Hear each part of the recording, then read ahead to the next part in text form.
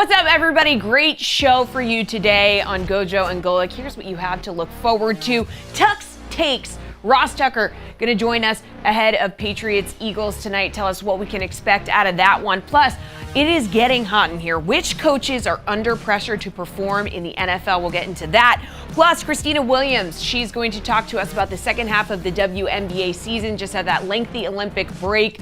All that and more coming up on Gojo and Golic. Let's do it.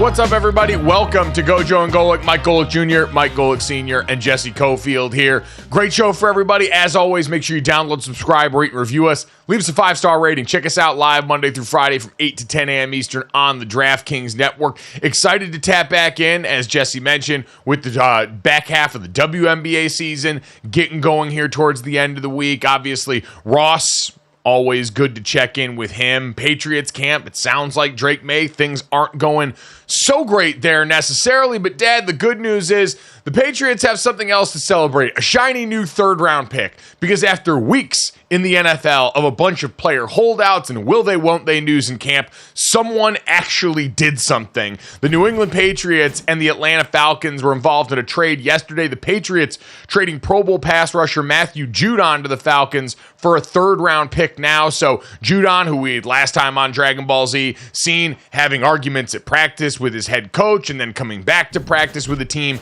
that he felt was undervaluing him coming off a season where he had missed time due to injury. Atlanta now gets the pass rusher that they desperately need, Dad. The team that had struggled on defense opted to draft Michael Penix Jr. with their top pick and then took Braylon Trice out of Washington, ultimately to lose him to an injury before the start of the season. Yeah. They now get to supplement pass rusher in that spot. I'd imagine Matthew Judon is going to get a little bit of his contract reworked. And the Patriots, Dad, the Patriots might be putting up that sign that says, hey, we know this is going to be a rough one this year. We know things might not go that well for us, and so we're going to stockpile reserves for the future and try and build ourselves in line with that timeline for their young quarterback. Yeah, let's look at it from New England side first. A team clearly rebuilding and saying we're not going to rebuild with, albeit a really good pass rusher, our best pass rusher, but, going on, in his 30s and coming off a bicep injury. Now, he did have, 2 years ago, 12 and a half sacks. The year before, 15 and a half sacks before playing only 4 games and having 4 sacks in those 4 games, so averaging a sack a game. The thing, there's 2 sides of this. They certainly are rebuilding and are like, okay, we don't want to pay this guy moving forward. But they did re-sign or extend more than 10 players, including Devon Godchild, the D tackle who's going into his 8th year, and David Andrews, the center, who's going into his 10th year. So they did re-sign or extend a couple of older players. And you have a Matthew Judon who was still pretty damn impressive on the field, albeit last year obviously had the injury. So They were picking and choosing of who they wanted to extend of older players, and Judon wasn't one of them. Going from $6.5 million he was owed on the last year of the 4-year, $56 million deal to $6.5 million this year to what they would have to extend him to. They just didn't feel like it was worth the money, though, as I mentioned, they paid other guys who were as old or older extension money as well. So I think this is just I think New England's going to be fighting Carolina for worst league in the team, worst team in the league status. So giving up on Judon, who now looks to get a new deal in Atlanta. Yeah, and I think, like anything else, it's probably positional pricing coming into play. Devon Godchaux's contract probably wouldn't have been in line with what someone like Matthew Judon, considering his importance at that position, would be looking for. And so, yeah, the Patriots made prudent decisions where obviously you've got to keep some people around. You don't totally want to lose, especially on defense, the culture that's made you so successful, not only on that side of the ball, but as a team. But yeah, it is a calculated look and a bet on, hey, we need to focus more on the future than the here and now. Versus the Falcons on the other side, Dad, they've got to be all in for this year. The way that you've gone about this and the momentum around this team with Kirk Cousins coming over, it seems like this was an acknowledgement that, hey, in Atlanta, we understand there's a sense of urgency around this year. And, Dad, there's going to be a heightened sensitivity around pass rusher and defense because you chose to go quarterback with your top overall pick instead of drafting a guy that was going to come in and be a day one impact starter there. Braylon Trice was a really good player, guy I liked a lot at Washington, a guy that they tried to use in the later rounds here to supplement that. And so acknowledging, hey, we've got to go out here and try and prioritize the here and now while we've got an older quarterback coming off injury. It makes a ton of sense for both teams, honestly. Dad, I look at this situation as one of the rare win-wins where we can say that pretty genuinely. Yeah, I mean, you had, they grabbed nobody in the offseason. I mean, and this is a team in the last 3 years had the worst sack percentage, worst pressure rate percentage, 31st in pass rush win rate. And over the last 5 years, they're 23 sacks fewer than the next closest franchise. So they're, to put it bluntly, a god-awful pass rushing team. And they did nothing in the offseason to help that. Chase Young is a free agent. Hassan Reddick got traded to Philly, was in Atlanta, possibly in on that. They did, and then they go Michael Penix at 8 instead of there was no defensive players. First defensive player, Latu went at 15. So they really didn't do anything to help themselves in the offseason or in the draft outside of Trice, who was a third rounder. Tough to put all that on a third rounder. In their credit, what it seemed like their draft strategy was after quarterback was then just draft defense, because you look at who they brought there. Ruka Rohoro out of Clemson was their second-round pick. Braylon Trice was their third-round pick. Brandon Dorlus from Oregon, who's a defensive lineman I really like, was their fourth-round pick. J.D. Bertrand from Notre Dame at linebacker, and then Zion Logue out of Georgia in the sixth round. So I'm with you. It's not the same thing as bringing in a free agent or a first-round pick, but they tried to attack the problem with volume as opposed to one great player, it seems. But rookie volume as opposed to bringing in veteran presence for a team that stunk, literally stunk in rushing the passer. You can't just rely on stuff. Yeah, well, they were very bad at rushing the passer, and to go with rookies, especially a third rounder in Trice, and have the young players that they have on the team to try and be the solution when you did grab Kirk Cousins, who was going to be a short-term process. They are in a win-now mode. I was surprised they didn't grab any more veteran help until now with Matthew Judon.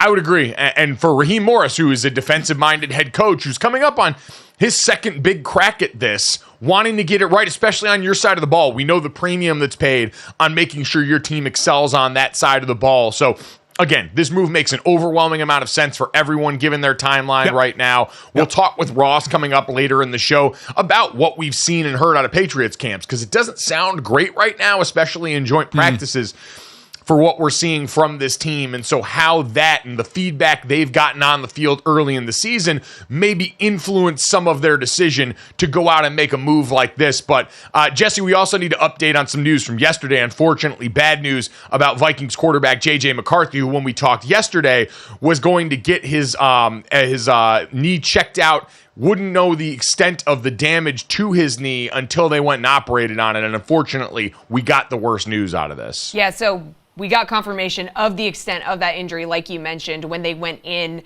during surgery. So here's Kevin O'Connell with the news on that. An update on J.J. McCarthy. He did, undergo surgery actually this morning on that meniscus. It was led by our team doctor, Dr. Chris Larson at TCO. It was a successful procedure, but it did reveal that a repair was necessary, which will end JJ's 2024 season. So, out for the season, not entirely surprising. We knew this was a possibility. They didn't know if they were going to be able to just trim the meniscus or if they were going to have to go in and repair it. Turns out they had to do the whole rigmarole. So, unfortunate for him, right? Because we were saying like he's pushing Sam Darnold for this job here. So, is that the biggest, toughest part of it all for Vikings fans, do you guys think? Just they felt like there was this moment where he was going to be able to challenge Darnold for that starting gig at some point during the season? No, I think the biggest issue is his lack of development now in the first year. I don't think he was going to start in front of Sam Darnold in week one, and then it would have been then it goes on productivity of Sam Darnold, how the team's doing before JJ gets his chance. There's that whole ball of wax. So how many games do you go? If you're in it for the division, Sam stays in. If you're not, you go to JJ as long as he's looking good in practice. Now all that's out the window. So he gets no movement forward except for classroom work, right? Watching tape, being at the board. I mean, no practical application in practice where you can elevate and extend your game. And then he's going to rehab during the season. So in the off season, hopefully he'll be through a lot of the rehab and able to jump into again, trying to further his education as a quarterback. But to me, Mike, that's the worst part is his development is now stalled for the foreseeable future.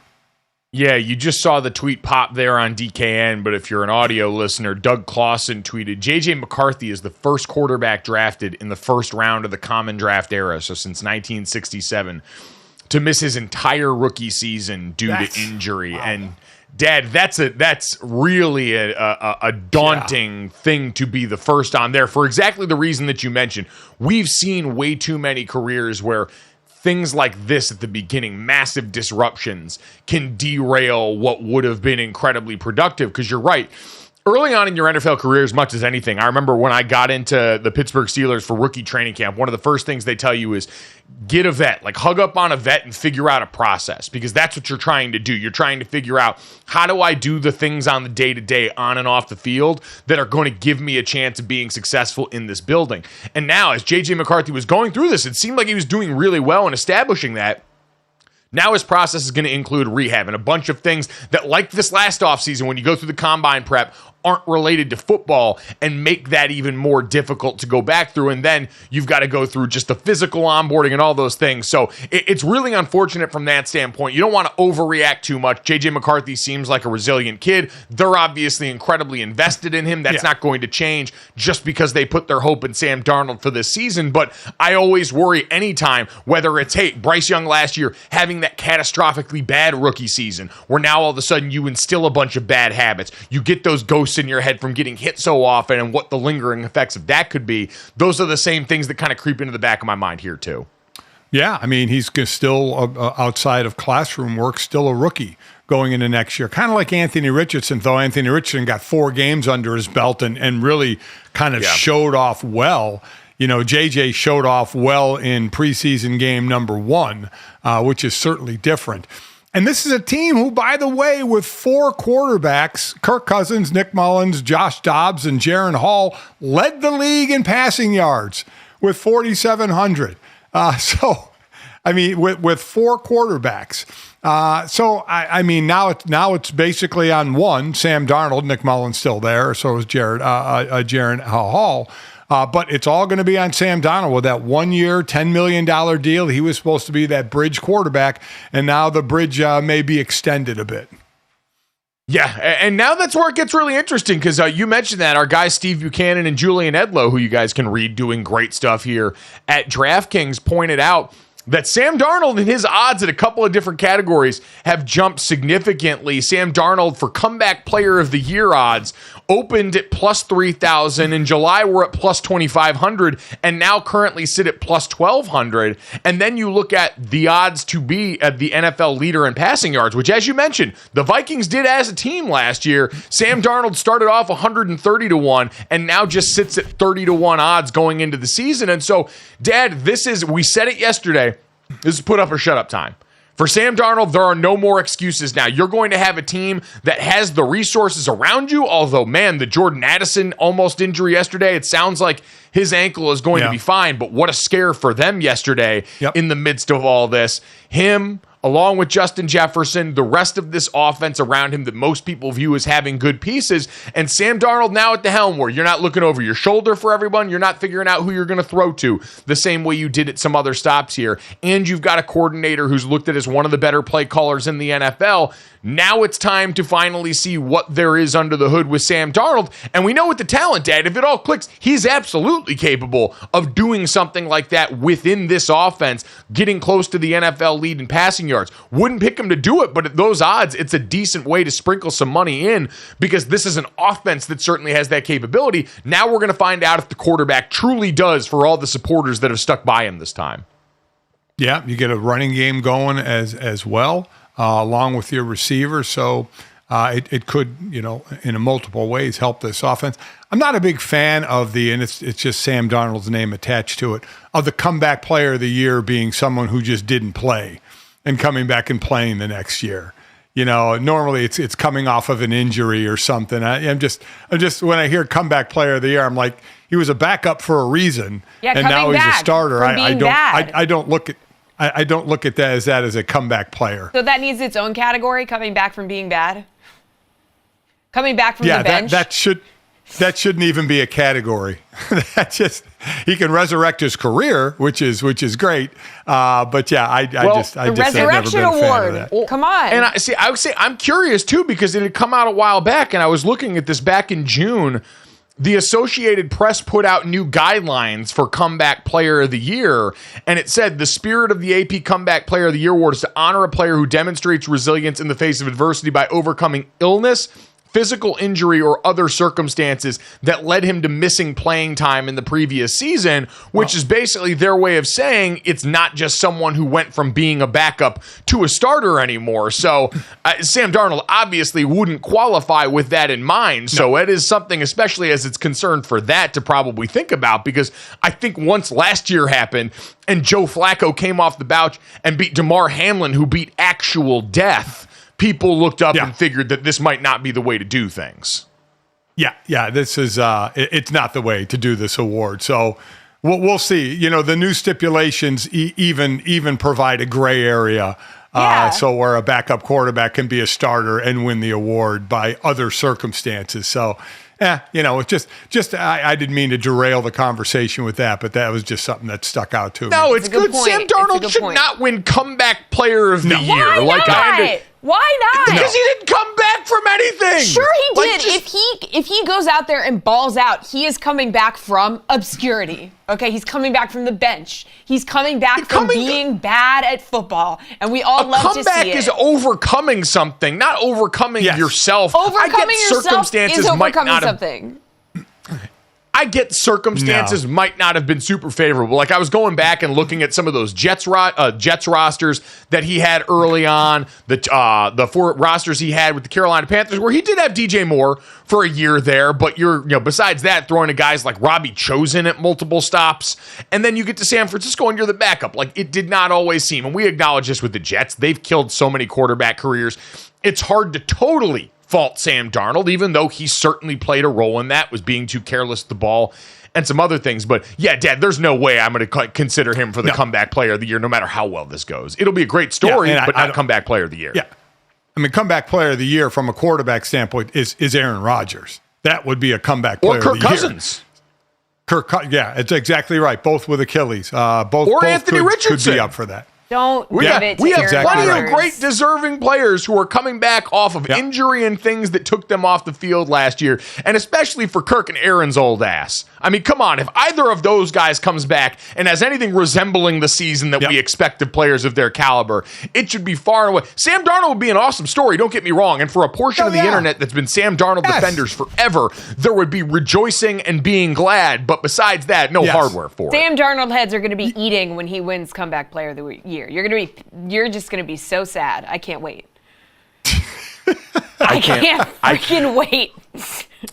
Sam Darnold walking the red carpet at the NFL honors after this at the Super Bowl, preparing for the lead up in this award is going to be sports talk nirvana. And I, for one, can't. You know what? I hope we get to that point, because that means that Vikings fans had a wonderful season. That means Sam Darnold finally showed himself to be the prince that was promised. Justin Jefferson would be happy, and we can all think then about actually a more complicated future for J.J. McCarthy, quite honestly, if he pops off. Coming up next, though, speaking of complicated, let's try and explain the For You page to my dad next on Gojo and Golic.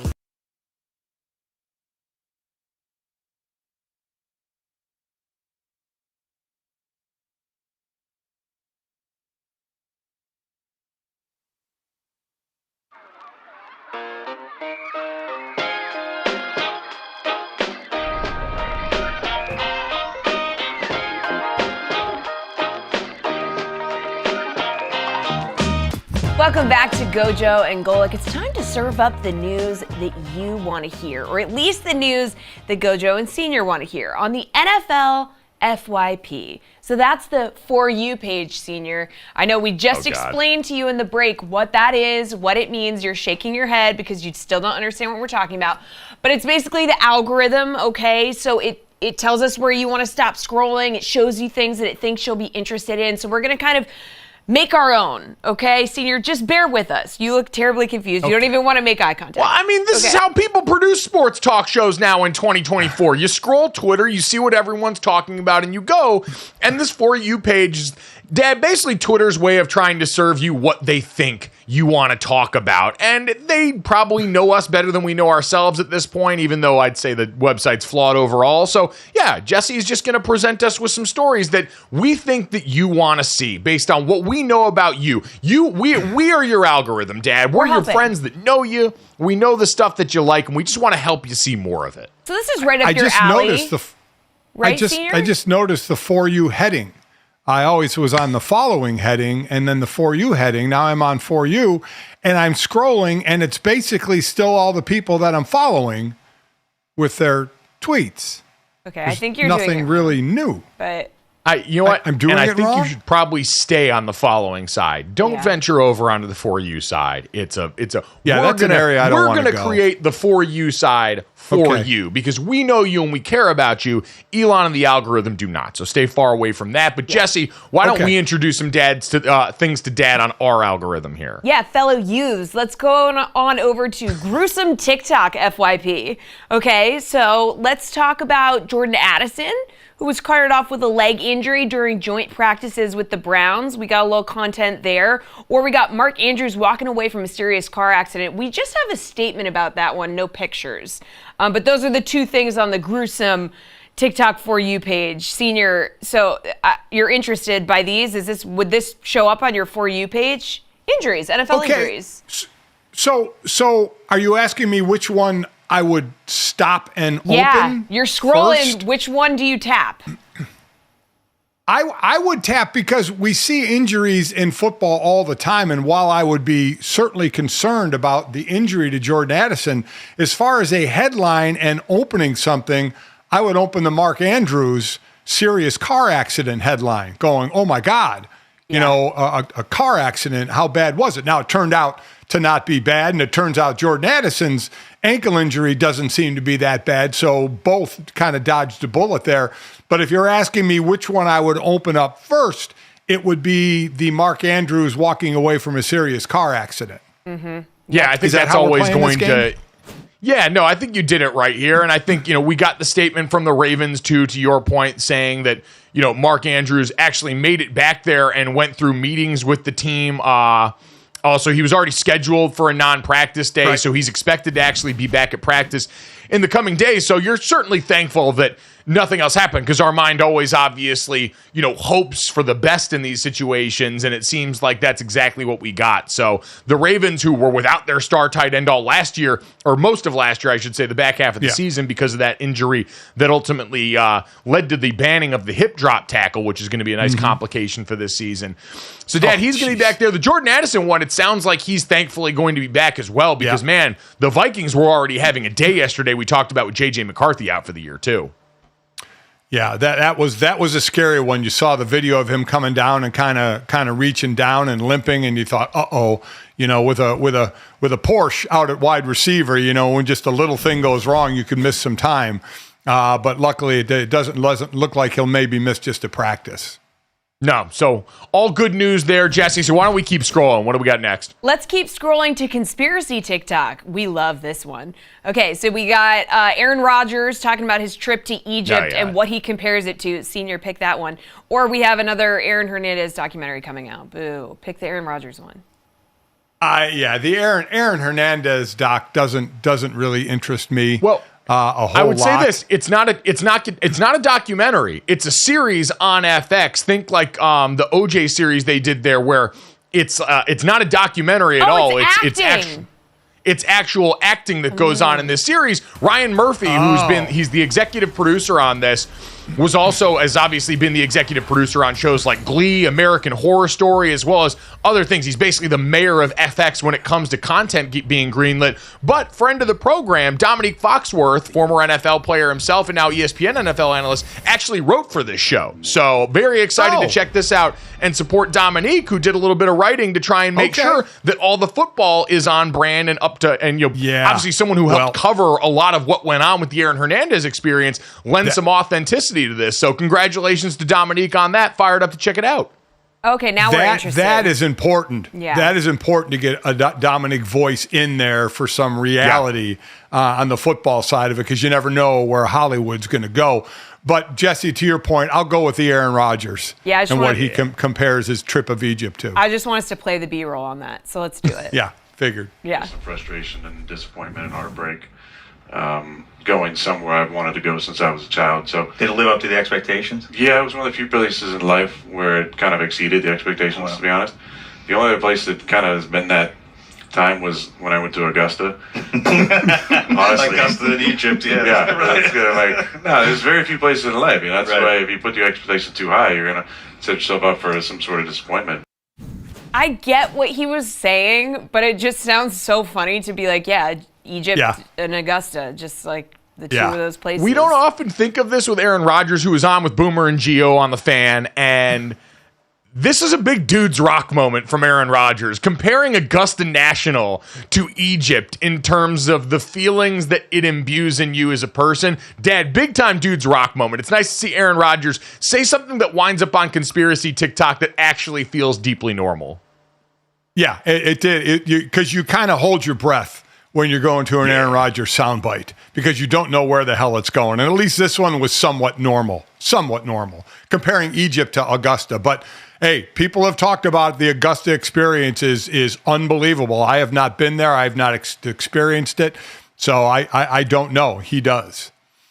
Well, now that you're a golf guy, we need to put that out in the universe more, that you want to go down to Augusta and try and make that happen. Because, again, you're famous enough to where someone will want to bring you down there and make sure that you have a good time. So we're going to weaponize that for you and try and help make that happen. In the meantime, Jesse, I want to scroll quickly to one of my favorite portions of the internet, wealth porn. I love watching people be rich online, and we get a chance to do that now. Yeah, okay, so which would you stop at? Browns LB Jeremiah Owusu-Koramoah agreeing to a 3-year, $39 million extension, $25 million guaranteed, good money there, or an offer extended from Jim Harbaugh to Colin Kaepernick to coach? That one taking the internet by storm the other day. Listen, I mean, Jeremiah, the Domer, I mean, congrats to him for getting the money. So love that from the Domer. But anytime you have a Jim Harbaugh headline along with a Colin Kaepernick headline, you got to see what's going on there. Colin Kaepernick has come out and said he still wants to play. It's been 8 years. Come on, man. 8 years since he's played. He's not going to play anymore. Colin, you're not going to play in the NFL anymore. As much as you keep training to do it, it's just not going to happen. And I mean, from a playing standpoint, I don't mean from all the stuff that went around it. Now, from a playing standpoint, just been out too long. But the offer to coach from Harbaugh, that's a Jim Harbaugh move right there. It is, and that's something that actually, like, listen, as he's going there and trying to establish things, having a familiar voice like that and a guy that he knows, that seems to be the Jim Harbaugh way. So wouldn't be surprised there. For Colin, I'm sure the headline that did it for him the other day was the fact that the Washington Commanders signed Martavis Bryant, who hadn't played football in 6 years in the NFL, just because Dan Quinn knows him. So that might have given him a little bit of hope. But I'm with you. This much more in line with an opportunity that could be something Colin latches onto that gets him back around the game. We'll see. As you mentioned, congrats to our Notre Dame guy in JOK, one of the most disruptive backers in the league. Yes. Such a different force, a true modern NFL linebacker. Yep. Lighter in the ass, more sideline to sideline and knifing up the field than he is a butt and shed guy, but still tremendously effective for a Browns defense that's probably the best in the NFL going into this season with all the change that the Baltimore Ravens have undergone this year. So fun scrolling with everybody here, but coming up next is trying to nail it down heading into the 2024 season and figure out which coaches are playing for their futures in the league. Next on Gojo and Golic.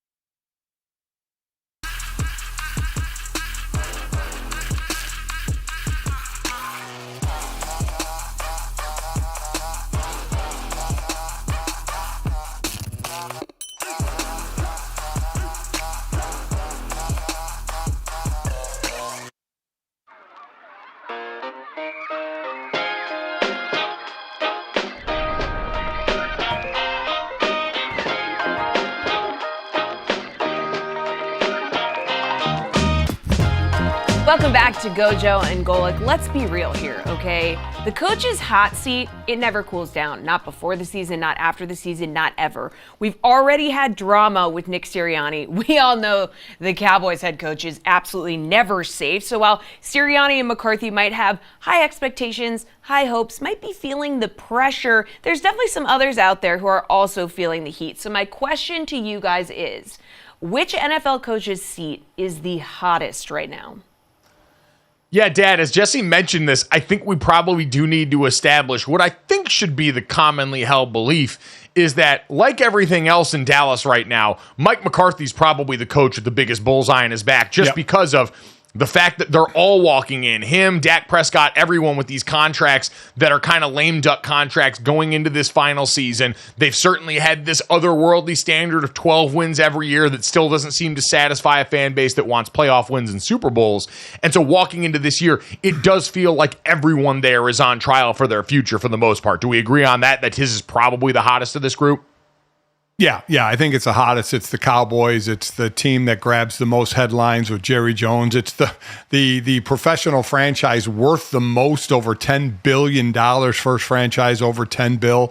So for all the headlining reasons, and he's been on the firing line for multiple years.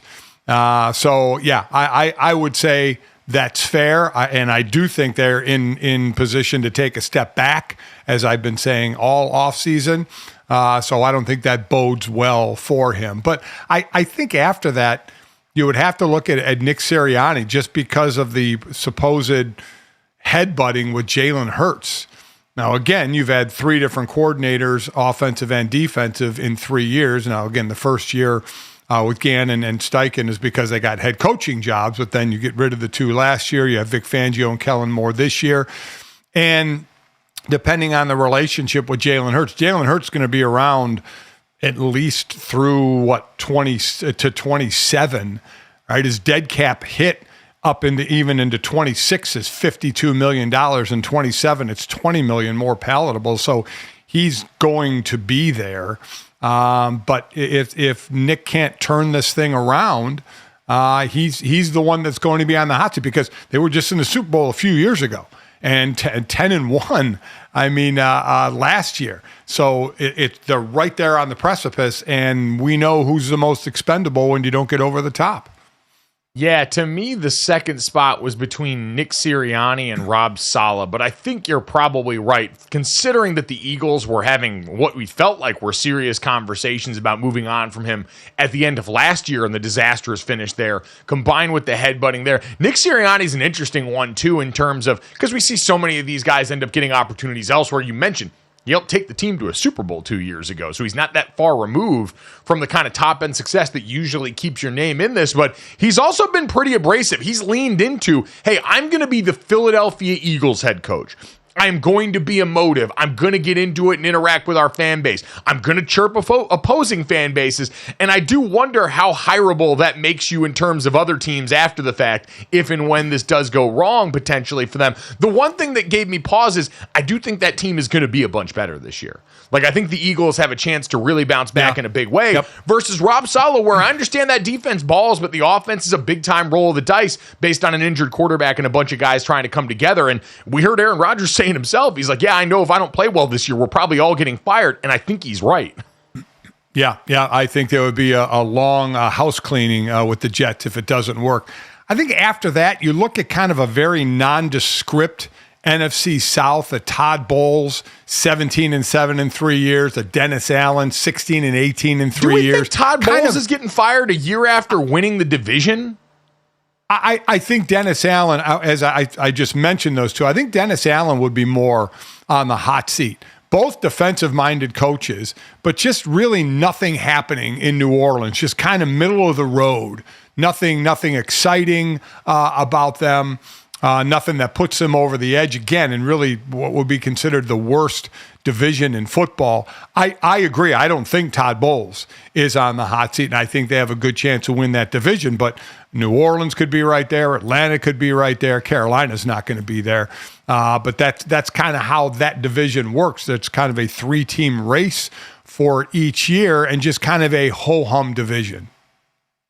Yeah, because with the Saints, Derek Carr is expensive into next season, a $51 million cap hit next year for the Saints quarterback. So when you look at who are they going to try and get rid of if things go wrong, and remember, we had Aaron Schatz from FTN on earlier who said the Saints were one of his picks of a team that could actually make some things potentially happen in that South, again, because of the ease of schedule that a bunch of those NFC South teams have. But the other one that's still fascinating to me, Dad, is Matt Eberflus. The vibes are great right now for him. The guy we saw on Hard Knocks, finally dressing better, got the haircut, got the beard trimmed up. He looks the part. He's been a little bit more vocal out in front of the microphone. And you've got the Caleb Williams high that everyone's riding right now. But this was another guy at the end of last year they thought about potentially getting rid of when they made some changes on the staff. And Dad, you know this as well as I do. When you get a rookie quarterback in and you're a coach that was already on shaky ground, it's always interesting to me what the metric for success looks like to keep these guys around and say, hey, you're the one we want developing our rookie quarterback. And I think Matt Eberflus is in a better position now considering all the weapons that they've brought in around, the job that Ryan Poles has done bringing all of these different pieces in. But it still gives me a little bit of pause to think, all right, if there are places that falter, if the defense takes a step back after the back half of last season where they were very turnover heavy in the production that they got, all of a sudden would this organization decide to say, hey, if there's a candidate out there we really like, maybe we show you the door? I just think it would be so hard to do, Mike, because then you're falling into the same situation you did with Justin Fields, different coordinators. And if you fire the head coach, it's a new staff, going to be a new coordinator, a new system that your number one pick is now learning, a second system in 2 years. The whole offense would be learning a new system. I think he's safer than others think. I think he gets the bet because I do think they're going to be a better team. I find it hard to believe they're going to fall on their face, though they are in the division with Detroit and Green Bay. So I don't think they're going to win the division, but I think they could be competitive in the division for sure. How about a guy like Brian Daboll, with the Giants? I actually think Brian's pretty safe now. It seems like based on everything we've heard, they have decided if this season goes wrong, it is Daniel Jones's fault. That's at least from the outside, right? The way this has all been positioned. We had the whole offseason Hard Knocks where they basically showed us, yeah, we tried to go get another quarterback, and we have indicated to you with that we're only so confident in Daniel Jones. So it seems like he's set up to be the scapegoat in all of this. Obviously, hey, listen, if Daniel Jones balls and they're still bad, it's a different story. But if things are mediocre, it seems like they're inclined to look at the quarterback and try and give Brian Daboll a chance to go and have life after this. Yeah, I don't know if I think he's as safe as you think he is. I think it might be they just may do a clean sweep if they get rid of Daniel Jones. I don't know. I don't know. That's a tough one. Giants haven't kept a coach for more than 2 years since Tom Coughlin. They lost Wink Martindale, who just kind of walked out, in a dispute there. So I think the team is going to struggle. I think it's got to be a lot of the how. Year one, we lauded Brian Daboll, who took them to a divisional round in the playoffs, for how he morphed that offense around Saquon Barkley, helped bring Daniel Jones along, got the most out of that roster at that time. And we've seen a lot of it, quite honestly, with the Giants. I would still look at Joe Shane. Like, finally, they went and got the wide receiver and Malik Neighbors to help him out, but there hadn't been a lot in the way of meaningful talent acquisition until this year, where you had Brian Burns on the other side and now Malik Neighbors coming out of the draft. For Brian Daboll, though, how it looks, I think, is going to go a long way of that. Because, again, it's set up to be a Daniel Jones put-up-or-shut-up year. But I think depending on how the offense looks in certain ways, Brian Daboll could survive this off the reputation of that first season. And the Giants, and especially the Mara family, maybe not wanting to have to deal with that reputation of being a place that turns over coaches left and right necessarily. So we'll keep a bow in that. But again, every year we see it, the massive turnover at the end of the season. We hate it because you don't like to see anyone lose their jobs knowing what it does, but there's no ignoring the situations aren't enviable for some of these coaches. Coming up next, though, let's talk about the situation for some of the young players heading into the NBA. Trae Young sounds off on the 2024 rookie draft class next.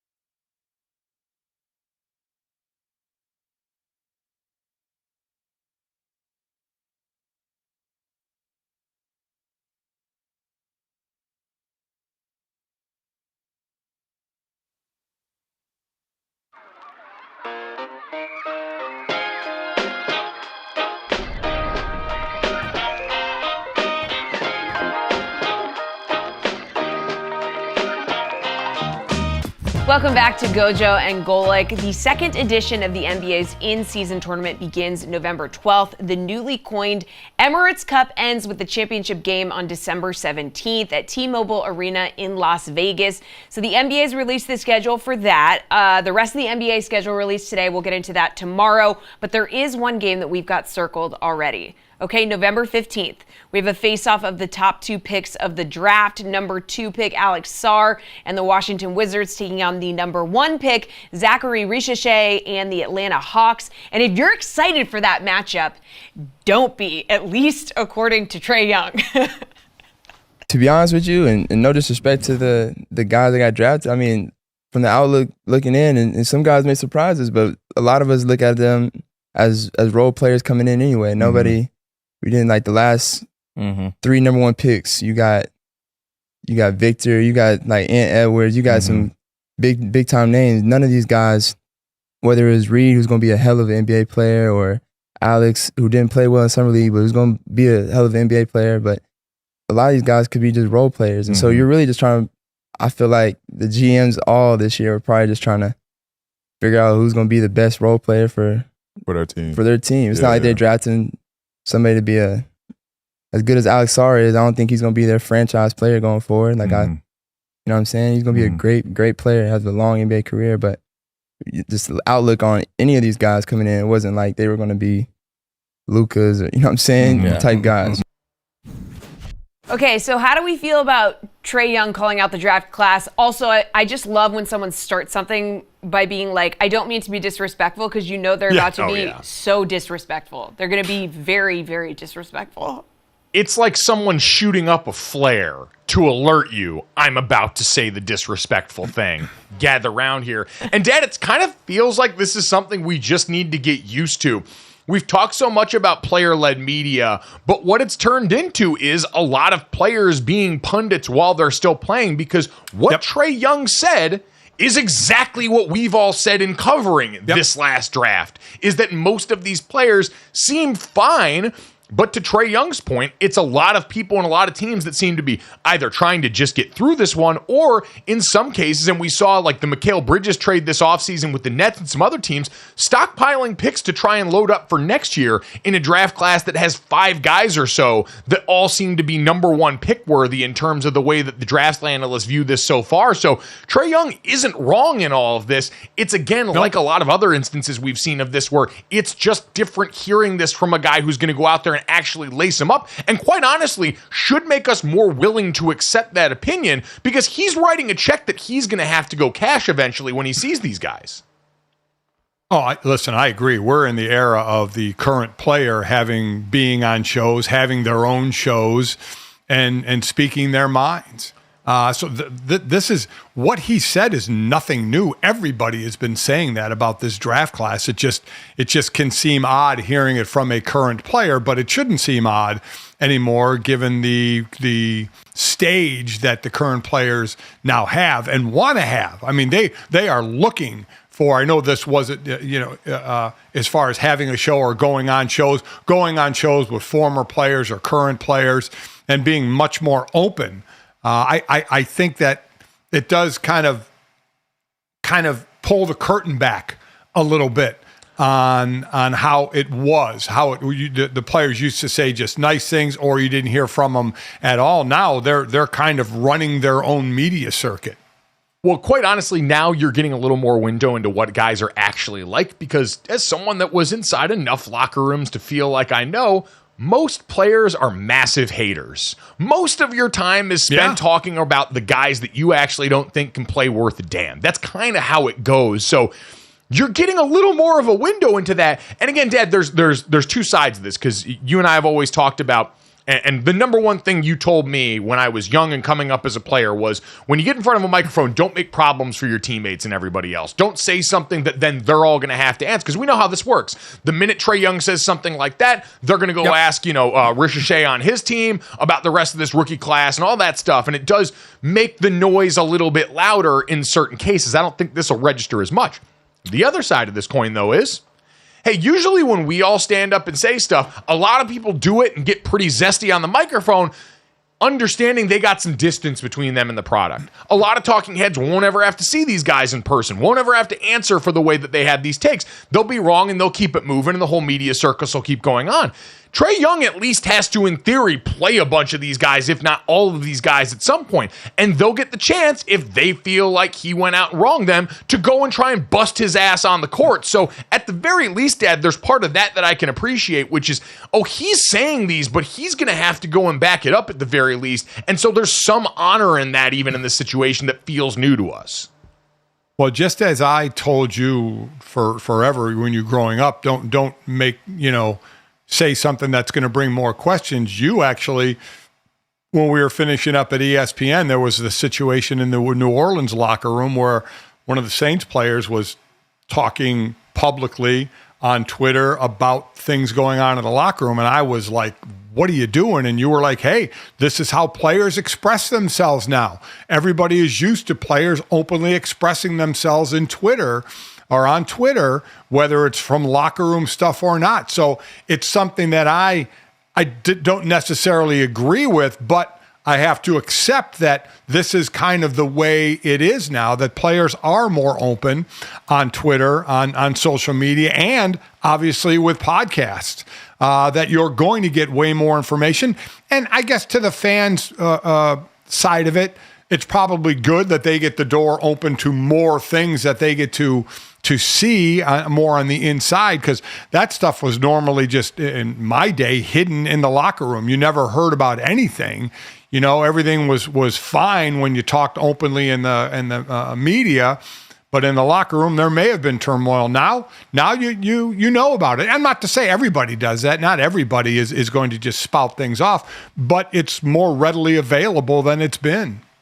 It is, and it's a leverage tool for a lot of these guys. If you're in a bad situation and you feel like you've exhausted every option inside of the building to try and get things done, hey, I could just get this out on the timeline myself. I don't even have to leak this to a media outlet. I can go and unfollow my team. I can go and tweet something cryptically that's going to get everyone talking. You can do a lot of your own PR to try and rock the cart if you're trying to get out of that situation actively. And so, again, what Trae said isn't wrong when we look at the rest of this draft class. I mean, the guys that we knew, again, so much of this draft class was guys like Ricochet, guys like Alex Sarr that were coming from overseas. But even of the guys that we know from over here, Zach Edey, Donovan Clingan, the other UConn players in this draft, he's kind of right in the assessment. Most people look and say, there's not a ton of superstar potential in this class versus next year's class headlined by Cooper Flagg that everyone's jacked up about and feels like, all right, that'll get us back to normal. That'll be a draft cycle we're much more looking forward to cover. But in the meantime, Dad, it's not like the NBA is lacking for stars for people to latch onto next year either. So this isn't a problem. It's just a reality.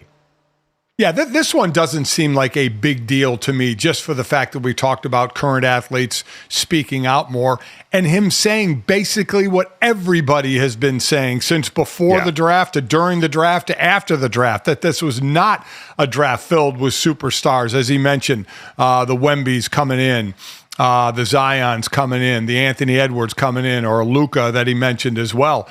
Now, maybe someone develops into a star, but they came in without any of the kind of watch out for this, superstar in the making. These guys truly will have to make themselves into superstars. Yeah, they certainly will. Rookie of the Year odds right now on DraftKings Sportsbook has Zach Edey as the favorite, the former two-time College Player of the Year, at plus 600, followed by Reed Shepherd, followed by Zachary Ricochet, and then Alexander Sarr before you get to Stephon Castle and the rest of the class there. So right now, the big man Edey, who does not look at all or play at all like the image of the modern big man, leading up at the top, I think, again, just kind of a window into what exactly we're dealing with this rookie class and the expectations coming in that Trae Young illustrated on that podcast. So we'll wait and see. As Jesse mentioned, we got the NBA schedule release, more of that info coming out. We've already had the Christmas Day games come out, information on the in-season tournament. That was a resounding success in year one. Oh, by the way, Lakers raised that banner very proudly and enjoy that one. But coming up next, let's head back to the NFL. Our buddy Ross Tucker going to stop by and take a look inside Eagles and New England Patriots joint practices ahead of tonight's game next.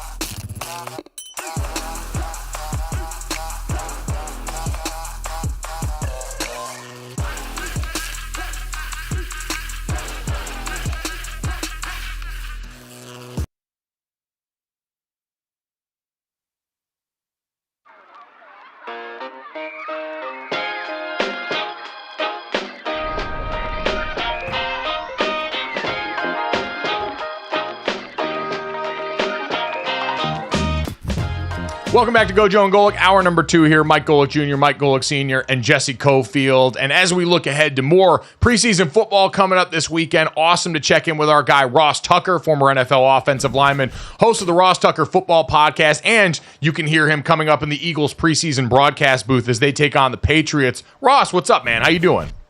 I'm doing awesome. I am at a lovely hotel in Massachusetts getting ready for the game tonight. It's kind of weird. I don't know if you guys noticed, there's no other games on Thursday or Friday night. There's 13 games on Saturday, 2 on Sunday. Tonight's game is the only, game during the week. So I'm looking forward to it. I love preseason games for a lot of different reasons. And so, anytime those guys are going out there, as you guys both know, the guys that are playing tonight, especially, they're trying to decide whether or not, some of them, whether or not they're starting, some of them, whether or not they're on the team, and obviously some of them, whether or not they're on the practice squad. People don't realize now, I think practice squad guys, even rookies, will make $225,000 this year. I mean, I'm guessing that's a lot better than what those guys can probably get in whatever job they would get if they don't make the practice squad. Or if you were a rookie in 1985. Which I made $62,000 a year. I'm not mad. Don't tell the papers that I was mad. No, more power to them. I hope they make a bunch. And it seems like, Ross, starting with New England because of the Matthew Judon trade, that they are kind of, because they did re-sign some older players in Gotcha and David Andrews, but getting rid of Judon, not trying to pick up a bigger tab. It seems like they're really in a rebuilding mode. They are, and I feel like if I were a Patriots fan, Mike, I feel like I would have mixed emotions about that. On the one hand, I think most Patriots fans are realistic with the fact that they're not going anywhere this year, especially in that division. The Bills, the Jets, the Dolphins. I think there's a pretty good chance all 3 of them make the playoffs. So I think most Patriots fans, I think, appreciate the fact that the team is being realistic. They've re-signed a bunch of the guys in their 20s that they think are core players that can be around for the turnaround. I don't know that they felt like Judon, who's going to be 32, who, is coming off that injury. I don't know if they thought he was part of it.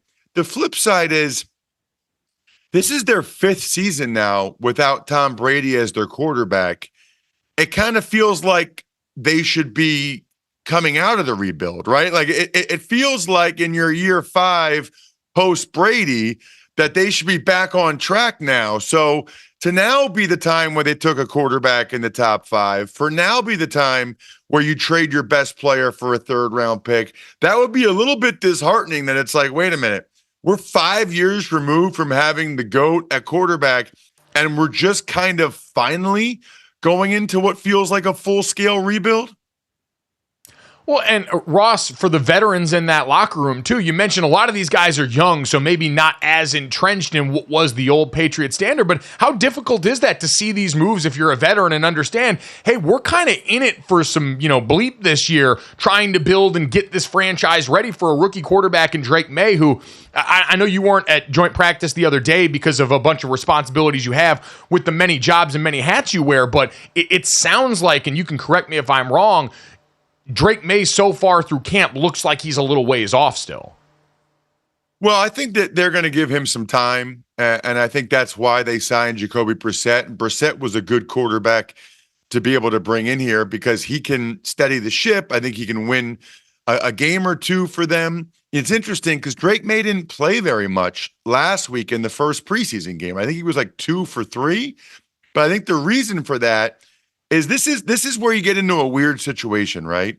I think they'd like to get Drake May more work. I'm not convinced that they want to put Drake May out there without the starting offensive line. They also don't want the starting offensive line to get hurt because they're not very good to begin with, and they don't have a lot of depth. So there's like all these different things going on here, right? We want to get Drake May as many reps as possible, but we don't want to put him out there with a backup center and a backups at all the other positions because we don't want him to get hurt like what just happened to J.J. McCarthy, but we don't want the line to be – I mean, it's an interesting dilemma that I guess these teams face because I look at it and say, if Drake May's raw, then give him some more time. Give him some more reps out there, which, by the way, I think that's a little bit of a red flag for me about Drake. He started every game for North Carolina the last 2 years. I guess I always wonder when a guy's in that situation, if he's still raw, as everybody seems to say, why? Why is he still so raw after as much college experience as he had? It's not like he's one of these one-year starters like Trubisky or Mark Sanchez or whatever. Played a lot of football for the Tar Heels. Yeah, well, that's New England, and it's a great point about fifth year without Tom Brady, and they're just seeming to be in a continually rebuild mode. On the other side, the Eagles, obviously not in a rebuild mode, obviously in a championship mode. I think Dallas takes a step back this year. I think the division is theirs to have. They re-sign both their receivers, bring in Saquon Barkley, still have a hell of an offensive line, but it seems that there's the headbutting with Nick Sirianni and Jalen Hurts that has everybody kind of scratching their head. What gives with that? Well, so the sense I get, Mike, is that they're kind of past that. And I don't think anyone really dismisses the fact that there was tension towards the end of the year, but they have new coordinators on both sides of the ball, which, by the way, I think are huge upgrades. I mean, huge upgrades. I still wonder, guys, what would have happened with the Eagles last year if their coordinators were still Shane Steichen and Jonathan Gannon. They weren't. It was a Brian Johnson, a first-time OC. It was Sean Desai and then Matt Patricia, a decision which blew up in their face. To have Kellen Moore and Vic Fangio, I think the Eagles have major upgrades at both coordinator positions. And I also think this too, Mike, you've been married. Mike Sr., you've been married for a long time. It would kind of be weird if there wasn't a little bit of tension when things went as poorly as they did end of last year, right? They're losing 6 of the last 7 games. They played like one of the worst teams in the NFL. If they walked in week 18 and Sirianni said to Jalen, "Hey, Jalen, how's it going, buddy?" And Jalen was like, "I'm doing great, Nick. How?" Like, that's not normal. That's not realistic. My wife and I, if something's going on with one of our kids or we haven't gotten sleep or, there's tension, but we still love each other. We still want to be together. But like there are times in a relationship where it's not ideal. And so some of these reports out there, I'm like, yeah, no kidding. It shouldn't have been. It wasn't ideal for me, and I was just watching from afar. But going forward, everybody is, if Nick Sirianni is on a hot seat, does Kellen Moore completely run the offense? Does Nick feel, hey, if I'm on the hot seat, I'm going down with the ship. I'm going to be more involved with the offense. I guess that's the issue going forward. Who is going to control the offense? It's a great question, and I can answer that. You guys will be the first people to hear this because I was in the production meeting with Kellen Moore yesterday, and it was really cool to hear how Kellen Moore went about his process. I said, "What's the first thing you do when you take over at a new place?" He said, "Listen and figure out all the things they're already doing really well." Even last week, guys, in the first preseason game, they ran the tush push twice, right? So it's not all Kellen Moore's offense because he didn't have anything to do with that. That's something they were already doing here. They're arguably the best inside zone running team in the NFL, in part because they have a collection of monsters up front. So what Kellen Moore said was it was really fun for him to sit down with Sirianni to build this thing together, to say, okay, what are you guys doing really well? And they went over some of the RPO stuff and the inside zone stuff and tush push. And then they kind of figured out how they wanted to change it, how they wanted to improve upon it. One thing they're doing, they're going to still run inside zone a lot, but different formations, different motions, They're gonna dress up the play a little bit. I think Jabril Peppers might have called it eye candy. So I think it's ultimately Kellen Moore's making the play calls.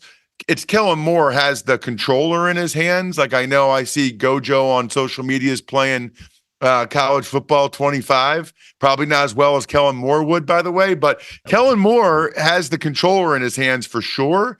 But it's not all his offense. It's what he and Sirianni and really the whole offensive coaching staff built together, because he kept a bunch of the stuff. It would be stupid with how successful the Eagles have been the last couple of years to just totally start from scratch and abandon all the stuff they'd already been doing.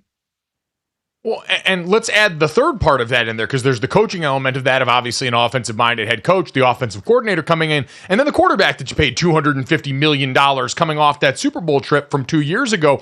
What does Jalen Hurts' ownership of this offense look like at this point? Because he's walking into a season now where he does not have the benefit of Jason Kelce and that battery with him at center and all the experience he brought to the table.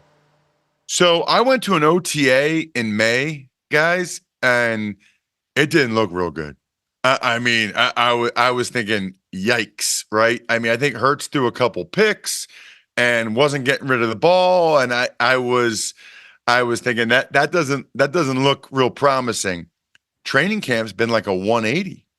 I mean, Hurts hasn't thrown an interception yet in training camp. Any of the practices, the joint practice, he hasn't thrown an interception yet.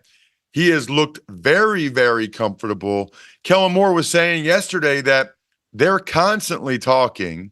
And I think that's kind of the value, right, of having a guy like Kellen Moore that was a backup quarterback in the league for a while. They're constantly talking about what Jalen likes, what he doesn't like. Kellen said he's seeing it very, very well right now. And they're always going over a situation. I think they do 2-minute almost every day. And there's always some situation that comes up in 2-minute that they're talking about. If training camp performances are a strong indicator of how someone's going to perform during the season, then I would be very encouraged about Jalen Hurts if I were an Eagles fan right now. Very. Now, listen, they've got some questions, right? They don't really have a number 3 receiver. They're kind of figuring out who that might be. I guess there's a chance GM Howie Roseman could add to that room. The right guard position is up for grabs right now.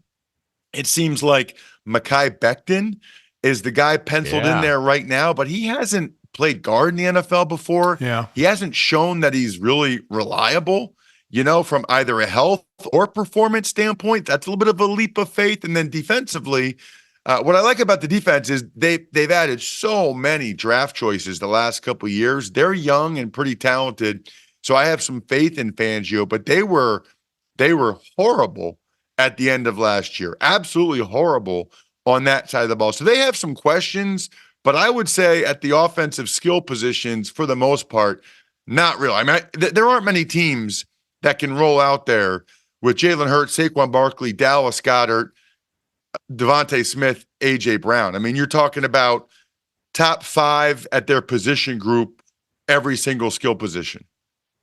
I agree. That's why, people talk about a 2-team race in the East. The rookie quarterback in Washington, maybe not enough offensive talent with the Giants, but between Dallas and Philly, I think Philly's the clear-cut favorite, Ross. I mean, Dallas, I know a team you spent a year with, I think in 2002.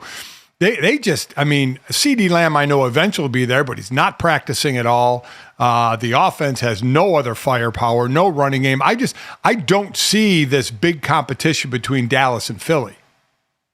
I agree. Now, in fairness, Dallas has been really consistent the last few years. I mean, winning 12 games and being in the mix. They still have some high-end players, but it's interesting.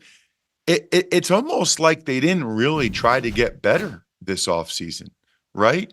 They let Tyron Smith go. They let Tyler Biadasz go. They let the running back Tony Pollard go. It's hard to argue that they're better at any of those spots. You replace Tony Pollard with Zeke Elliott in the year 2024. Now, I will say, based on the reports I'm seeing and some social media clips, and evidently I follow this guy, Mike Golic Jr., on social media, and he went back and watched the Cowboys-Rams preseason game, so I didn't have to. And he says that Tyler Guyton, the left tackle for the Cowboys, played really well. So I'll take his word for it. So that's a positive. but I will say, and also, like, it's hard to argue they're better at any of those positions. And so, whereas I think the Eagles are significantly better at a couple spots, and in particular the coordinators, I think it'd be a real disappointment in Philadelphia if they don't win that division this year, given everything that you just said. It's going to be a fascinating race for that, but you're right. There's no doubt the Eagles went out and addressed a bunch of their needs. I want to hit on a couple here, Ross. You mentioned Saquon Barkley. What's been the early feedback on his role and how he's looked so far in Philadelphia? I think I forgot just how big and thick he is. I mean, I think we knew about the quads or whatever, but guys, he's over 230 pounds. I mean, and I'm cutting up these clips for this thing we do for the preseason. It's the Wawa Spotlight. You guys shout out to Wawa. I know you guys both know about Wawa. It's the Wawa. Still trying to get like a gift card for $100 so I can get some free hoagies and soft pretzels. But no, I'm watching some Saquon cut-ups to try to pick the plays for him. When he has room, it is scary. I mean, his combination of size, speed, agility, it is rare. The problem is it just didn't happen that often for the Giants. Their offensive line was horrendous. When they would throw the ball, he was the number one concern for the opposing team. The running back out of the backfield, right? Well, that's totally changed now. In the run game, he is going to get some nice lanes. I can almost guarantee that. In the passing game, what are you going to do? You better have two safeties for Devontae Smith and A.J. Brown. You only have one safety. You're essentially one-on-one on the outside against those guys. Good luck. So you're going to have a lot of two safety looks, right? Which means Eagles can run it, which means that the checkdowns should be there to Saquon. But just give him a little bit of space and room. He's excited. I'm excited for him. I don't know if he's in the prime of his career still. Obviously, Eagles fans hope he is. But if he still has all the physical gifts we've seen, he could have a gigantic year, especially given how teams you would think are going to play against the Eagles. Just about a minute to go, Ross. So a pretty veteran-ish offense. How much are they expected to play tonight? So I don't think you're going to see much of the starters on offense because of the joint practice on Tuesday. That would surprise me given what we've seen, in recent years from Sirianni after they have a joint practice. Those guys, I think, got upwards of 50, 60 snaps on Tuesday against the Patriots starters. That said, defense is a little bit different. The D coordinator, Vic Fangio, he's old school, right? And he wants the guys to play. I mean, Vic Fangio, he actually might be the number one old school guy in the league. We should make an old school list. Vic might be one. And just the way he talks to the media, the way he talks to everybody, it's incredible. So I think there is a chance. We'll have to see for sure in pregame warmups. That's how I know for sure. But I would think maybe we would see some of the starters on defense, especially the new starters, because Fangio believes that they need some time. New guys in a new place, in a new system. Let's let them get some live reps in these game situations. No doubt there's a lot of people excited about some of those new guys, especially after the way the last end of the season looked. So going to be a fun one to watch. As Ross mentioned, the only show in town. So excited to check that out. And you guys can all hear and listen to Ross on the broadcast there. Buddy, we appreciate the time as always. Thanks so much. We'll talk to you soon. All right. Of course. I appreciate it. Thank you guys for having me. You do a great job getting things started on DK Network every morning. Thank you.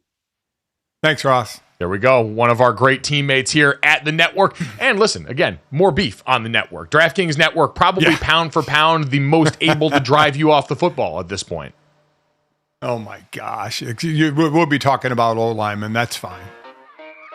Yeah, more than likely. But coming up next, we can talk about women's basketball, the WNBA getting back into full swing after the Olympic break here. Who should we keep an eye on down the stretch as we march towards the playoffs? Next on Gojo and Golic.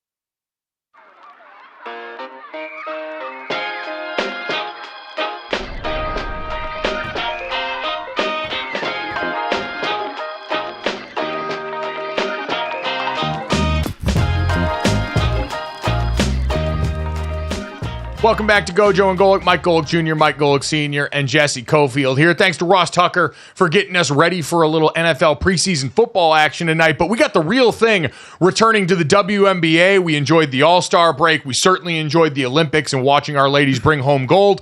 But tonight coming up, you got the Phoenix Mercury at the Chicago Sky. Over on ESPN, you've got the Washington Mystics and the Minnesota Lynx playing. And then, of course, the New York Liberty and the LA Sparks at 9 o'clock Eastern on ESPN. And so as we get back into the swing of things for more on what's going on inside the W, delighted to talk to and bring in Khristina Williams, WNBA reporter and host of In Case You Missed It with Khristina Williams as part of iHeartMedia. So, Khristina, good morning and happy return of the W. How you feeling? I feel great. I'm ready for all the games. I'm excited for the second half of the season. No doubt. We're all excited off that. Just, we all were very into the Olympics and a lot of the different events, but obviously the U.S. women's basketball team had a lot of conversation beforehand about who was and wasn't on the roster, ultimately finds their way to gold. What was your biggest takeaway from that run for Team USA? My biggest take is that obviously Team USA is dominant and they'll continue to dominate, but the rest of the world is definitely caught up. We talk about the parity of women's basketball. The talent internationally is just as good as the talent here in the States. And so it's going to be interesting to see what that 2028 team looks like, but I'm glad that they were able to get the job done. How surprised were you it was that close? The men's game was close, and there was a little bit of expectation. Maybe not. It ended up being an 11-point win. But a 1-point win with a foot on the 3-point line by Gabby Williams, was it surprising to you?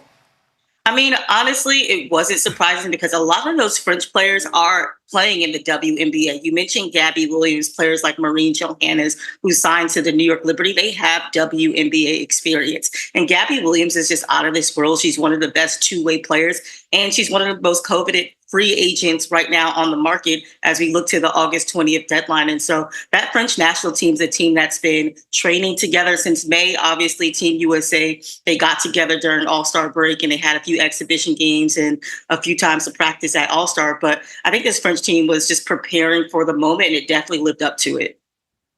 Yeah, watching players like Angel Reese on Twitter openly recruiting Gabby Williams again after that game was a fun sight to see for everybody, watching her put her talents on display. Setting the table for the back half of the season, the Liberty currently in the top spot overall, the Sun and the Lynx far behind. The Las Vegas Aces sitting at 5th right now, even though at our sportsbook and sure, plenty of odds makers, they're still the favorite in a lot of people's mind to win the championship. So what's been the issue so far, and what's it going to take down the stretch for the Aces to get back into the place they know so well, holding up the trophy at the end of the season? Absolutely. So I think the biggest thing in the first half of the season was they were missing a huge piece in Chelsea Gray due to injury. And we saw that when she was inserted back into the Las Vegas lineup, they went 10-2 in the first half before that break. And so I think that now that they have Chelsea Gray, obviously they're going to play a lot better. But I don't think that regular season wins translate into the playoffs. This is a team that's won back-to-back champions. They're on a mission to win and do a three-peat. A'ja Wilson is dominating. It's A'ja Wilson versus everyone else. We talk about the MVP race, but this is a very experienced team. They have a great coaching staff. And I think that, there's no reason to panic on the Aces right now. I think that they'll do just fine in the second half of the season. Is there any separation with the Liberty and the team that they've built, even though the Aces are coming the second half?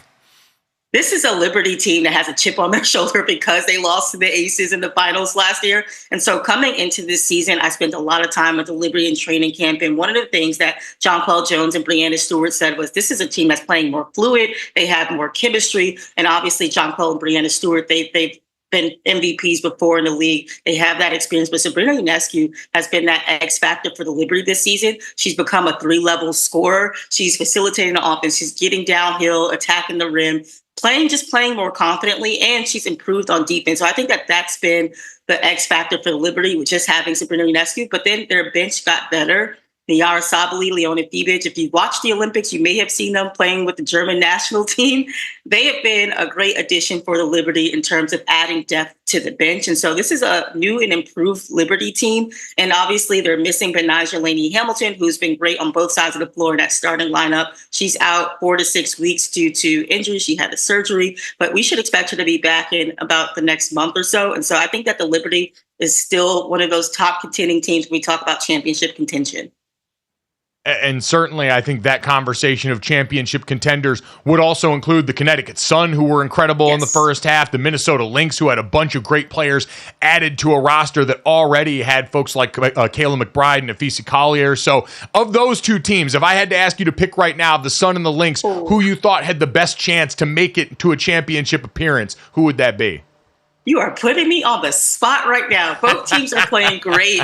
I think that Connecticut did something huge before the break when they added Marina Mabry, just added that three-point shooting. That was something that was missing from Connecticut. But the Minnesota Lynx, Cheryl Reeve is a head coach. Obviously, she just led Team USA to gold. She has 34 years of coaching experience, so you never want to count someone out like Cheryl Reeve. But Afisa Collier, we talk about MVP contenders. It's Asia Wilson, and Afisa was that number 2 in the first half of the season. Kayla McBride is definitely playing out of this world. This is a team that has a chip on their shoulders. Kayla McBride during the All-Star break, she said, "We are a team of dogs." Like, people counted us out. They've been great defensively, which has been the anchor to their success in the first half of the season. So if I had to choose between the two, I would go Minnesota. If you subscribe to the any publicity is good publicity, then the WNBA would be the place. Yes. And it seems to have settled into basketball now. So how important would it be for Caitlin Clark and Angel Reese sitting in the 7th and 8th slot to make the playoffs, even though they would go against the top 2 teams and it wouldn't maybe not fare well, but just to have them in the playoffs? I mean, if the season ended today, they would make the playoffs because the top 8 teams make it. But I think that people forget in 2021, the Chicago Sky was that 6th seed and they went on to win the championship. So again, I don't think that regular season translates to playoff wins. It's a whole different ballgame. But I think that this break is really beneficial to the rookies who had not had a break since they played in college. And so I think that I'm excited to see Caitlin Clark, especially play the second half of the season. Right now, she's averaging about 17 and 8. They faced the Mercury Storm and Lynx in the first 3 games back, which is going to be tough for the Fever because these are some of the top teams in the league right now. But I think that I'm excited to see Caitlin Clark turn the page, how she's going to get better, how this has been beneficial to her. I had a chance to talk to Kelsey Mitchell at the break, and she said that the first half of the season, the team's mental was just impacted by all of the things that they saw on social media and the chemistry. But also, this is a team that was loaded with a heavy schedule in the first half of the season, so they didn't really get to practice. And so I think that I'm excited to see how they turn the page in terms of team chemistry, how they adjust, how Caitlin Clark is able to play on pressure, how she's able to pace and just take her time with the game and let it come to her. So I'm excited for both these rookies to, turn the page in the second half of the season. Khristina, only about a minute and a half left here, and we appreciate your time. I did want to ask you briefly about the De'Erica Hamby lawsuit against her former team in the Las Vegas Aces. What can you tell us about the latest with this case? Well, the latest right now, Kathy Engelbert made an appearance on Good Morning America, and she said that the league is looking into this complaint. We know that De'Erica Hamby is alleging that she was subject to repeated acts of intimidation, discrimination, and retaliation from the Las Vegas Aces, and she said that the WNBA failed to properly investigate the situation. And so back in May, the EEOC granted her a right to sue, and that's where the federal lawsuit that we saw this week happened come into play. And so right now, they're just letting the lawyers handle the complaints. I haven't really seen the update, but WNBPA's Terry Carmichael Jackson, she released a statement and said that, teams can trade for no reason or any reason, but they can't trade players based off basis of race, sexual orientation, pregnancy, or parenthood. And so I think that's super important that the WNBPA came out and stepped up. But also this November, the players and their association have the opportunity to opt out of the current CBA and to negotiate new terms to get more rights for mothers who and athletes who are mothers. And so I'm excited to see that turn the page, but I'm going to be keeping my eye on this case as well. No doubt we all are. A very important issue, like you mentioned, that'll come up in a lot of ways over the course of this next fall. At Khristina on Twitter. Awesome when you can get the one name Twitter account and check her out in case you missed it. The great host and WNBA reporter. Khristina, thanks so much. We really appreciate it. Thank you for having me. Thanks. Awesome.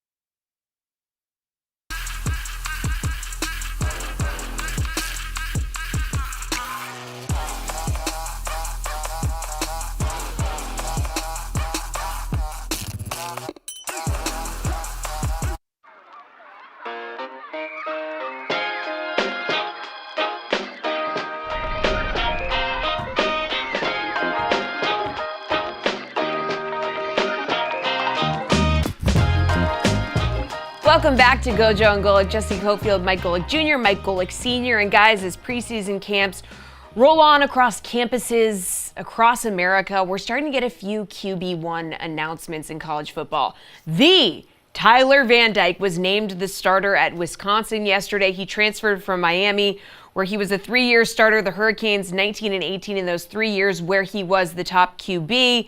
Guys, a lot of teams expecting to start QBs from the portal. So let's ignore the guys we expect to be competing for a national title. Will Howard, Dylan Gabriel, Riley Leonard, and focus on some of the other names we saw move. Who are you looking to have a good season here? Yeah, so this is an interesting collection of guys, Dad, now that some of them on multiple stops throughout their college football journey here that have wound up in situations where I don't know if they're necessarily set up for success as much as they're expected to kind of pull some people out. Tyler Van Dyke at Wisconsin is one of those fascinating initiatives where he's coming over to a team last year that, remember, going into the season, Wisconsin was one of those dark horse playoff teams that people really loved pointing out here, with Luke Fickell going over at that operation, Phil Longo coming over from his time in North Carolina, bringing the air raid to Wisconsin, a place that had been lining up, getting 3 yards in a cloud of dust with big beefy offensive linemen and running backs like Braylon Allen, who was still great for them last year. But now Tyler Van Dyke, who also, 2021, the last 6 games of that season with Miami, what he was supposed to be versus what it turned out he ended up being in his Miami career, I really have no idea what to expect from this combination of player and team in Wisconsin, other than the fact that it needs to work for them a little bit now because you're already trying to sell something to the locals there that they might not exactly like in this form of offense. Yeah, I agree. In a top-heavy conference as well, where Wisconsin is not one in the top-heavy. 54 touchdowns, 23 interceptions this time in Miami, though last year 19 and 12. So not a great touchdown-interception ratio. I'm kind of looking at who's taking over where he was at Cam Ward. From Washington State going to Miami. Cam Ward through last year, now obviously Washington State was a passing team. 25 touchdowns, just 7 interceptions, over 3,700 yards. You know, we talked about, we had our questions about the ACC and the teams in the second tier, and Miami being one of those, but they've had very good recruiting classes the last few years, portal recruiting classes as well. And now you get a thrower in Cam Ward, good size, 6'2", about 225, good size kid who can throw the ball. I'm kind of excited to see where Miami can go with this kid. Yeah, Xavier Restrepo, the name in the receiver room that everybody knows, been there a while, competent veteran player as they look to build on an offense that improved in a bunch of ways last year, I think specifically up front. But Cam Ward is a guy that can no doubt create the extracurricular plays there, has a strong enough arm to make things happen, was in a lot more of that air raid stuff at Washington State this last year. So you're right. He's the one, Dad, with, I think, of the transfer quarterbacks in this tier, and I would probably put him closer up there. We mentioned the quarterbacks before, like Will Howard, Riley Leonard, where the expectation is, hey, man, you're there to help this team make a pretty significant jump. There's a massive investment, and this was seen as a huge win for a guy in Cam Ward people thought were going to the NFL at the start of last offseason for Miami to pull him back into college football. So there's the most expectation of any quarterback we're going to talk about here on Cam Ward in Miami. Early returns sounds like, vibes-wise, he's been a great addition to the team, leadership capability, all the stuff that you like. It's not going to matter if they can't go out in the field and execute. And so Miami, their win total set at 9. And certainly I think for the season to be considered a success, you've got to be hitting the over on that for the Hurricanes team here. We talked a little bit about Grayson McCall and NC State the other day. Will Rogers is a really interesting one for me, Dad, in the situation he walks into at Washington. Jed Fish was able to get a lot of success early on at Arizona. He now comes over with an offense that is entirely different. This team returns, I think, between 3 or 5 starters from last year's teams overall, and most all of them are on defense. No more Roma Dunze, Jalen Polk, Yermy Bernard's over at Alabama, like we talked about the other day. The whole Joe Moore award-winning offensive line is gone. So Will Rogers, who has every Mississippi State passing record of note, with his name etched in on top coming off the Mike Leach era there. He's a veteran player with a ton of passing yards and attempts under his belt, Dad, but he's walking into a situation right now where if Washington gets to a bowl game, that's a win this year. Yeah, it is. He's definitely in a bit of a rebuild and a transfer-heavy team, him obviously being one of them. So I, as you said, a lot of experience. I get it, but I just don't think the team as a whole is going to produce. So certainly not the way it did the last couple of years. So I think they're in for a down year. They are. Dad, the one I have a hard time with is Kyle McCord. This was seen as a huge win for this Syracuse staff in year one to pull the former Ohio State starting quarterback out to Syracuse, New York, and get him to lace it up for the Orange right now. Their win total set at 7 for this year, Dad. Kyle McCord, we talked about it, is a difficult eval because relative to the expectation of Ohio State quarterback, he fell below the mark. Last year completed just under 66% of his passes, 3,170 yards, 24 touchdowns, and 6 interceptions. Anywhere else, you feel like you've gotten a darn good quarterback.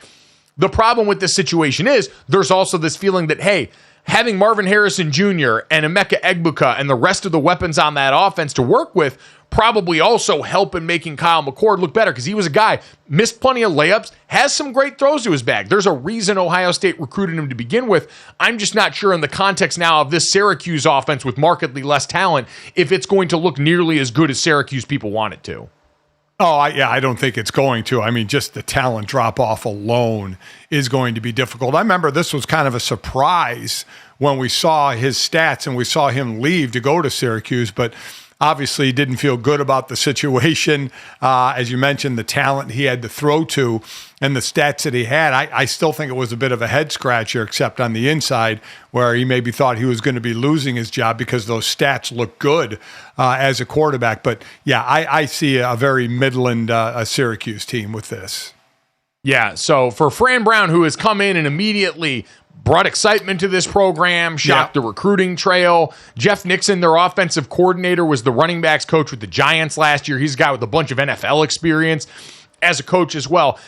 Syracuse is a team I have no expectations for this season, but I've got my eye on in terms of what they're able to start building right now, coming off the Dino Babers era where, remember, he came in as the hot offensive coach, and early on it seemed like was going to be able to move the ball around a bunch in the dome up there and get people jacked up, and it didn't quite pan out that way. Can Fran Brown in this era where recruiting, how you work the portal, the NIL commitment, all these things start to matter a lot more?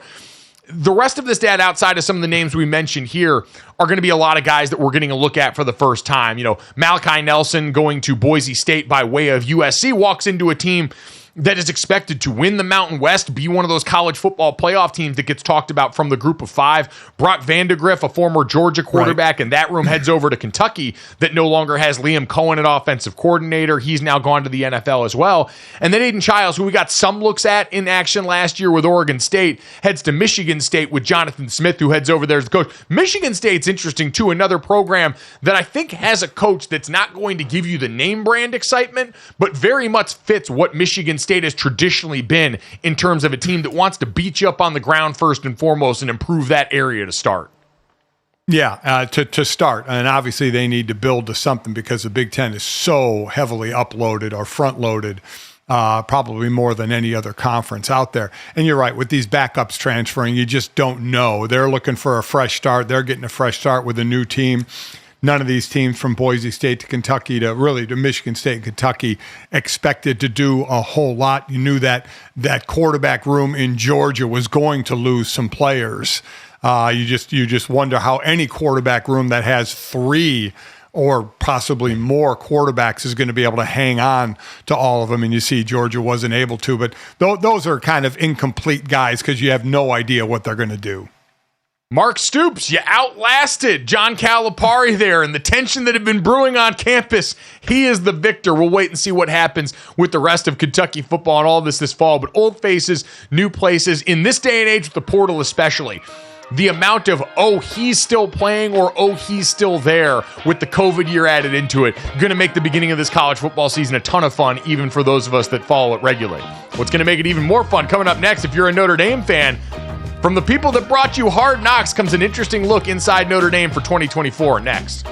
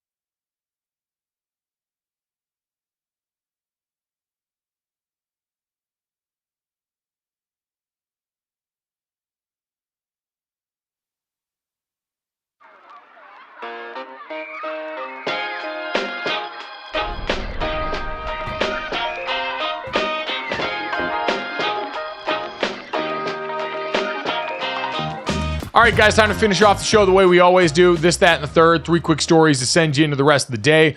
Make sure you download, subscribe, rate, and review us. Leave us a 5-star rating. Check us out here live Monday through Friday when you can from 8 to 10 a.m. Eastern.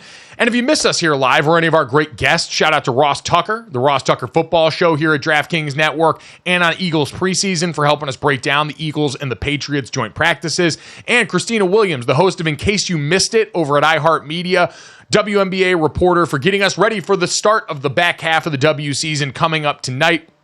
If you missed either of those interviews, check them out wherever you get our podcasts or right here on YouTube as soon as we get done.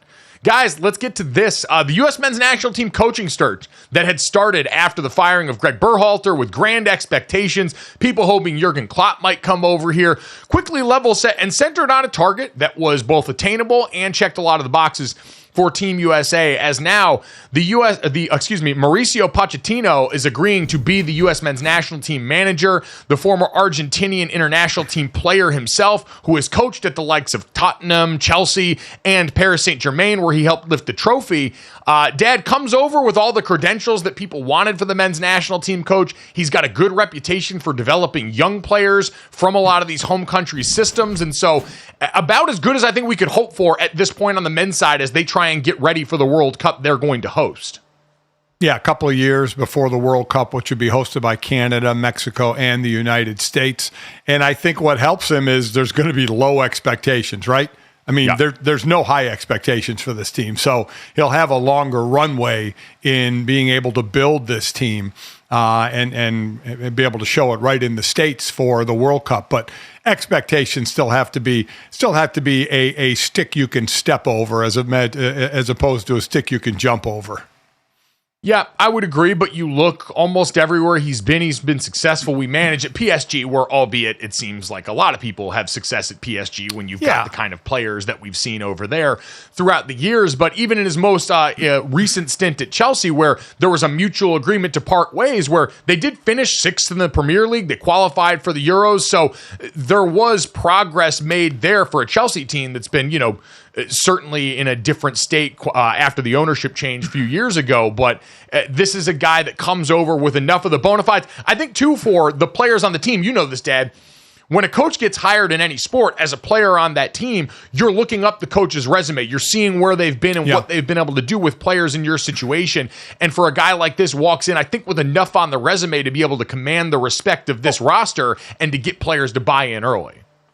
I absolutely think he'll command the respect of the players on the roster and buy in, but the manager ain't on the field playing.